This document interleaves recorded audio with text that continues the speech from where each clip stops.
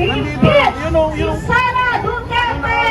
So mga kaibigan, pero pa tayo Next vlogger mula sa bayan ng Cavite, Indang Cavite, si Papa Rex Vlog. Ayan ha. Papa Rex.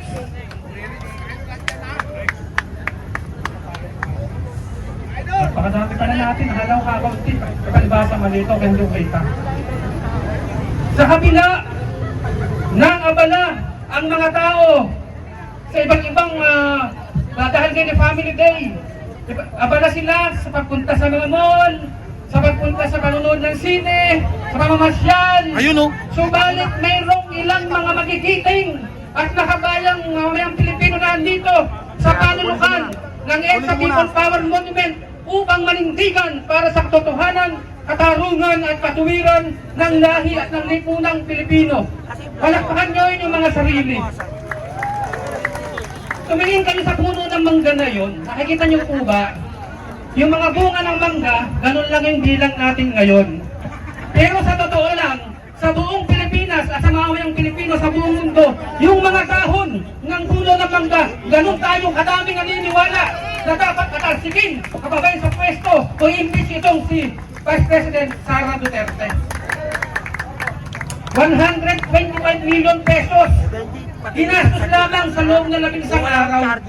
Gano'ng katakaw o kagahaman itong pangalawang pangulo ng ating bansa.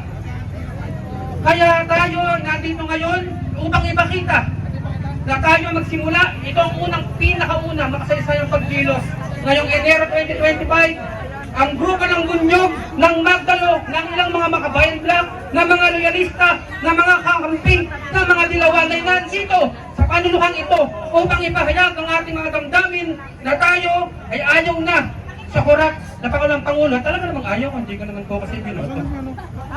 Ako po ay kakamping noong noong halalang nagdaan, ng 2022. Tayo, mga kasama sa Magdalo at sa Bunyog, siyempre. Sir Glenn. Subalit, sa pagkakataong ito, ako'y nananawagan. Ating ingatan at protektahan ang ating Pangulo ng Republika ng Pilipinas, na si Bongbong Marcos. Dahil kapag may nangyari sa kanya hindi maganda, naku po, balik na naman tayo sa madilim na bahagi ng mga Duterte. Kaya ingatan natin siya at kung kailangan ipaglaban.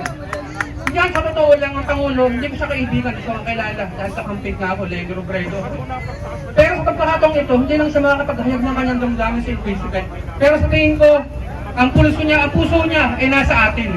Nasa atin, dahil hindi naman siya ganun garapal na kumalaban sa kanyang kapwa politiko. Kung tutusin nga'y mabait. Yung inakala natin masamang Pangulo paling mabait naman pala ngayon. Sobra! Diba? Kaya pagtuloy natin siya at ating siyang protektahan na walang masamang mangyari sa kanya. Dahil atap na yung Duterte na makaupo sa pwesto. Hindi natin mapayagan yun dahil kinakailangan yun pa lamang.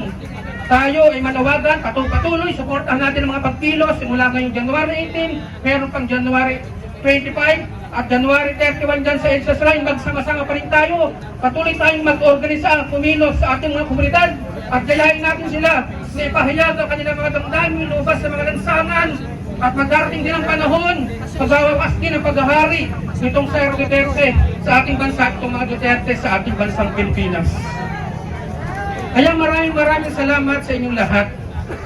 Ulit ko, hindi ako maka-BBM. Pero sabi ng ating Pangulo nung nakaraang SONA, bago siya magtapos sa SONA niya, sa talumpati, patuloy tayong lumaban sa mali at masama. Natatandaan niyo, sinabi niyo yan. At ipaglaban natin ang tama at mabuti na siyang ginagawa ng bawat isa sa inyo ngayon na nandito. Kaya tayo patuloy na lumaban sa tama at mabuti at laban natin ang mali at masama itong mga Duterte. Isulong natin ang isang libo ng makadiyos, makatao, mga kalikasan at may matayog na mithiing makabayan na may pagkakapantay-pantay na perspektiba. Maraming salamat at mabuhay kayong lahat. Sara Duterte! Impeach! Sara Duterte! Impeach! Sara Duterte! Impeach! Maraming salamat. Mabuhay kayo na pagpalain kayo na kayo ng may kapal. Yan mga kababayan!